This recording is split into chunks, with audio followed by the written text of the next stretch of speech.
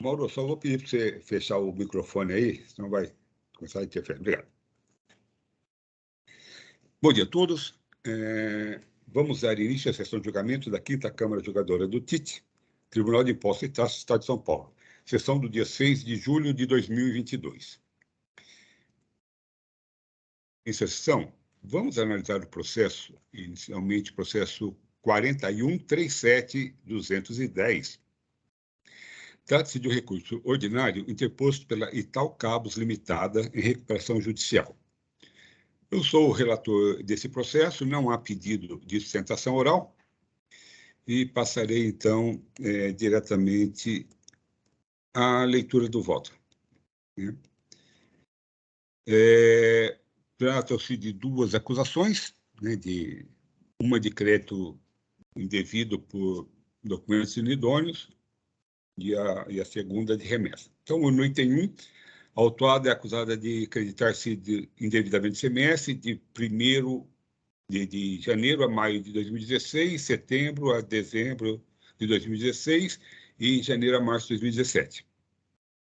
Nos valores especificados no demonstrativo 1, decorrente da escrituração de documentos fiscais nele referenciado relativamente à entrada de mercadoria no estabelecimento e que não atende às condições previstas no item 3 do parágrafo 1º do artigo 59 do RICMES, supostamente emitidos por contribuinte em situação irregular perante o fisco. Trata-se da empresa Espartaco Indústria e Comércio de Metais Limitada. Tendo em vista a constatação da simulação de existência do estabelecimento ou da empresa, com fulcro no inciso 1 do artigo 30 do RICMES, motivo determinante para a decretação da nulidade de inscrição, cujos documentos foram considerados inidôneos, quer sejam todos os documentos emitidos a ela atribuídos a partir de 26 de julho de 2011, conforme o processo administrativo de constatação de nulidade. Foi ofertada ao autuado a oportunidade de apresentar comprovação da efetividade das operações documentalmente, tais como pagamentos, tratativas comerciais, transportes, contratos e demais informações relevantes. Entretanto, em resposta, não foram trazidos elementos bastantes e suficientes para atestar a glosa dos créditos do imposto constantes nos documentos inidôneos. E no item 2, trata-se do mesmo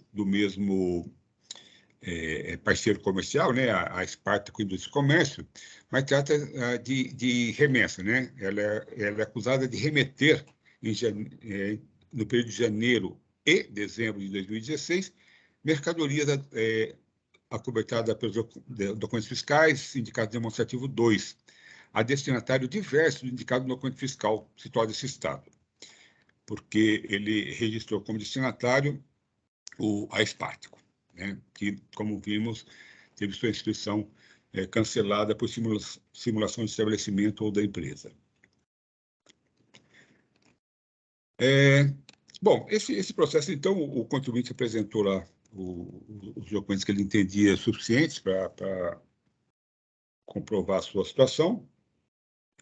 Esse processo já passou pela análise da 7ª Câmara Julgadora, que converteu o processo em diligência, porque ela tinha uma discussão, que ficou uma discussão sobre pagamentos,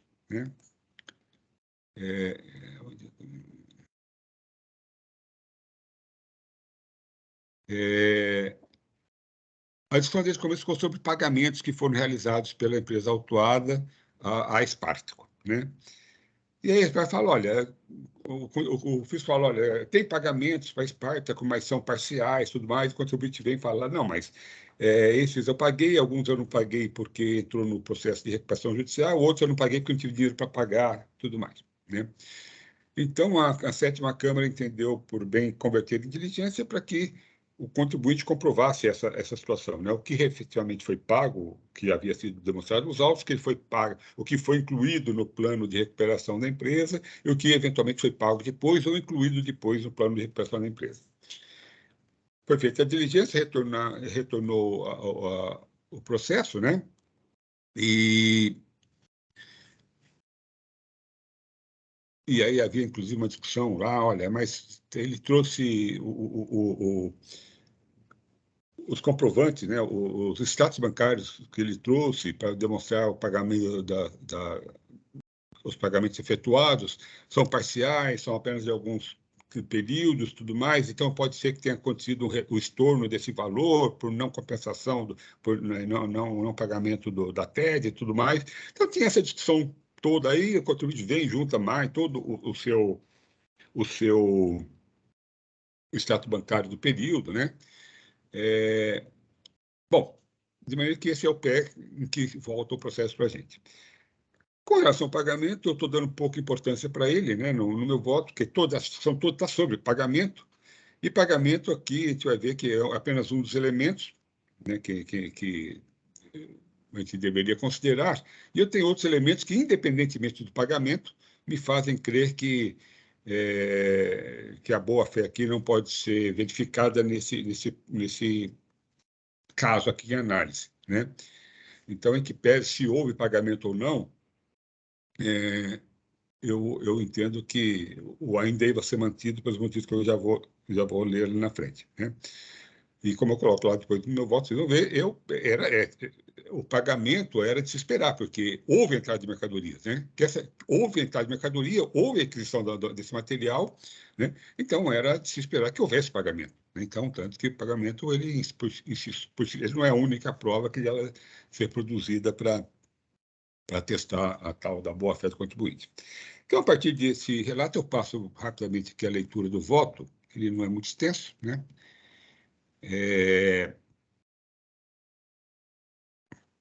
E se dá no seguinte sentido. Vamos lá. Cumprida a diligência determinada pela Colenda da Sétima Câmara Julgadora, retorna os autos para a conclusão do julgamento.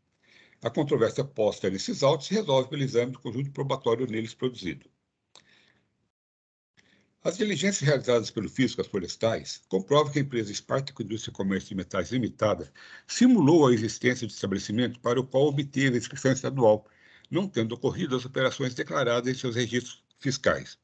Comprovam ainda que o local declarado como sede de estabelecimento não dispunha de espaço e infraestrutura necessária para armazenar e movimentar a quantidade de mercadorias que supostamente comercializou. Comprovam, por fim, que ela usou de artifícios para ocultar sua real finalidade operacional, mantendo instalações mínimas para simular aparente normalidade e declarando compras de mercadorias com uso de notas fiscais inidôneas de diversos fornecedores ou de notas fiscais emitidas por remetentes sob suspeitas de irregularidades. Com esse esquema, gerou indevidamente créditos de imposto de vultosos valores. Diante da comprovada simulação da existência desse estabelecimento, o fisco cassou sua inscrição a partir de 26 de setembro de 2011 e declarou inidôneos todos os documentos atribuídos a ela a partir dessa data. Dessa forma, não resta nenhuma dúvida de que as operações aqui em discussão não foram realizadas com a suposta vendedora ressuscitada, pois essa não existia de fato ao tempo das operações aqui discutidas. Esse fato, por si só, é suficiente para a glosa dos créditos tomados com base nas notas fiscais comprovadamente inidôneas. No entanto, devemos buscar nos autos elementos que demonstrem a alegada boa-fé da autuada, já que acolhendo a Câmara Superior e a Segredo Tribunal, em consonância com quanto decidido pelo Superior Tribunal de Justiça, no RESP 11.158.444, de Minas, tem entendido que, se comprovada a realização do negócio jurídico com o vendedor irregular, ela é suficiente para legitimar o crédito. Cabe ao autuado comprovar a efetiva realização do negócio jurídico com o emitente dos documentos fiscais inidôneos, a entrada das mercadorias do estabelecimento em data anterior à declaração de idoneidade do vendedor, o pagamento das mesmas e a verificação da regularidade fiscal do fornecedor à época das operações. Constituídas as provas de que as operações não se realizaram como informadas pela recorrente, caberia a ela contestá-las, trazendo aos autos provas outras a confrontá-las. Ela juntou aos autos pedidos de compra, lançamentos no livro Razão, cópias das DANFs, de conhecimentos de transportes, cópias de comprovantes de TED e status bancários, com os quais tenta comprovar a regularidade do pagamento das operações em tela.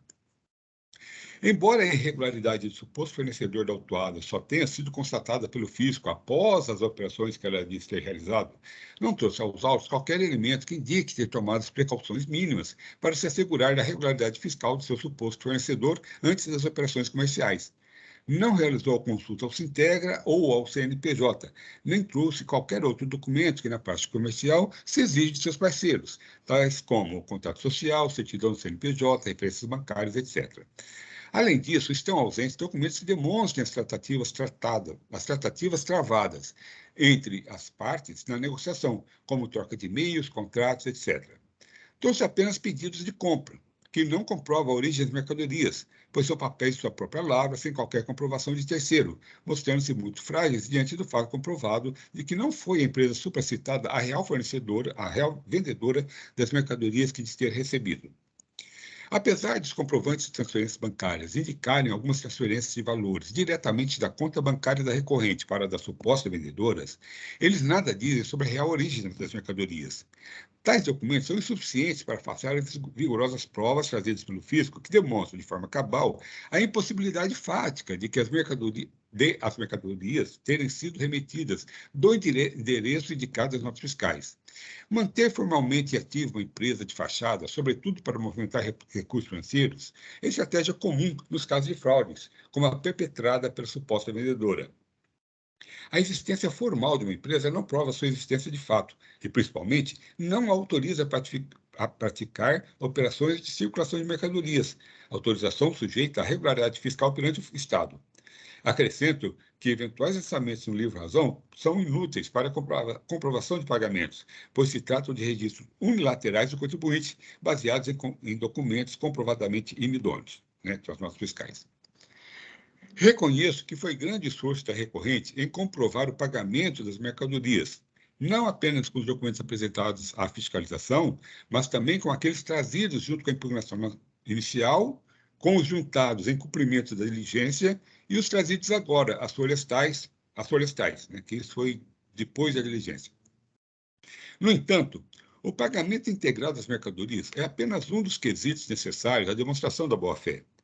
Aliás, como relatado no próprio auto de infração, a mercadoria adquirida pela autuada entrou em seu estabelecimento, então era natural e já esperado o seu pagamento. Mas não há nos autos prova que demonstre que essa mercadoria tenha sido efetivamente adquirida da Esparta. Não se discute o recebimento das mercadorias consignadas nas notas fiscais, mas o seu real remetente. No caso de análise, ainda que restasse comprovado o pagamento integral, não poderia ser cancelada a acusação fiscal, pois há nos autos elementos suficientes para afastar a alegada boa-fé da autuada. No tocante ao transporte das mercadorias, são fortes esses elementos que nos induzem à conclusão de que a autuada tinha conhecimento da situação irregular de seu suposto fornecedor. É realmente lógica a sua afirmação de que, abre aspas, que eu estou escrevendo as palavras da autuada, de que o vendedor assuma a responsabilidade pela entrega, visto que as empresas de transporte precisam adaptar-se à carga circulada. Fecha aspas. E, de fato, como eu digo, isso é racional. O que ofende a racionalidade é o fato de que, em todas as operações que compõem o item 1 do AIN exordial, a suposta vendedora, responsável pelo frete e estabelecida na cidade de São Paulo, tenha contratado uma única empresa para realizar o transporte, a André Luiz Gisoldi Eireli EPP, coincidentemente estabelecida na cidade de Olímpia, a menos de 2 quilômetros do estabelecimento da autuada. Mas essa não é a única coincidência observada nessas operações. Como podemos constatar nos livros registros de entradas da recorrente, as florestais, essa empresa era sua principal prestadora de serviços de transporte no período fiscalizado. Além disso, essa transportadora, quando notificada pelo fisco, não conseguiu comprovar o pagamento de seus serviços pela tomadora declarada nos seus conhecimentos de transporte, a Espartaco. Contradizendo aquela sua assertiva, quando vendeu sucata à Espartaco, que é o item 2 do AIN, a autuada não se responsabilizou pelo frete, como era de se esperar. Mesmo nessas operações, a tomadora de serviço de transporte foi a empresa irregular, que simulava a existência de estabelecimento. Também aqui, a transportadora contratada pela adquirente das mercadorias foi a André Luiz Gisoldi Eireli EPP, principal prestadora de serviços de transporte da autuada. Esses fatos nos conduzem à conclusão de que a recorrente teve participação ativa no planejamento e gerenciamento do transporte das mercadorias, que, como vimos, não saíram do endereço consignado nos documentos fiscais. Concluindo, não encontro nos autos elementos que caracterizariam a alegada boa-fé da recorrente, na esteira da jurisprudência colhendo da Câmara Superior e desse egrégio tribunal. O cometimento das infrações narradas na peça inicial está sobejamente comprovado, e resta perfeita a sua capitulação legal e a da penalidade aplicada. A Lei Complementar 87/96, em seu artigo 23, condiciona o direito ao crédito do ICMS à idoneidade da documentação que suporta. O regulamento do ICMS paulista, em seu artigo 59, igualmente condiciona o aproveitamento do crédito ao seu destaque em documento fiscal hábil, emitido por contribuinte em situação regular perante o fisco. Não é esse o caso dos presentes autos, onde o creditamento do imposto se dá em flagrante afronta a dispositivos legais. Igualmente legítima é a exigência do ICMS devido às vendas de sucatas promovidas pela autuada, em face da interrupção do diferimento a que estavam submetidas as operações internas com essa mercadoria, cabendo-lhe o pagamento do ICMS incidente sobre sua operação, nos termos do artigo 428.3 do RICMES. Por fim, merece acolhimento o pleito da representação fiscal, a folha tal, de limitação dos juros de mora aos índices da taxa Selic, pois esse encontra-se conforme o novo enunciado da súmula 10 de 2017, de caráter vinculante nesse processo, nos termos do artigo 52 caput da Lei 13.447 de 2009. Em conclusão, conheço o recurso ordinário e dou-lhe parcial provimento, apenas para limitar a cobrança dos juros de mora à taxa Selic. Senhores, esse é o meu voto, o processo está em discussão.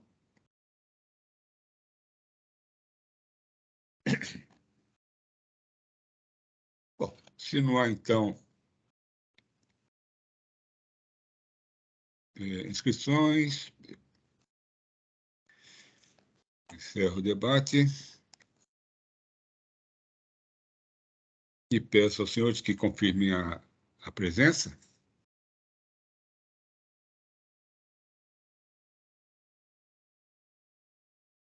Em votação?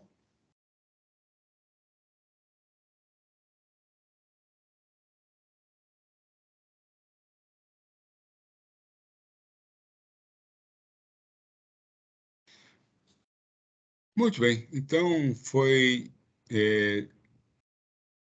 dado parcial provimento ao recurso ordinário proposto pela Itaú Capital Limitada, em recuperação judicial, somente para limitar a cobrança dos juros de mora à taxa Selic, nos termos da súmula 10 do TIT. Né? Com isso, nós encerramos, cumprimos toda a pauta de hoje, né? E agradecer, então, a presença e a participação dos senhores, dou por encerrada a sessão da 5ª Câmara Julgadora do TIT, sessão do dia 6 de julho de 2022. Eu peço, então, aos áudios que interrompam a gravação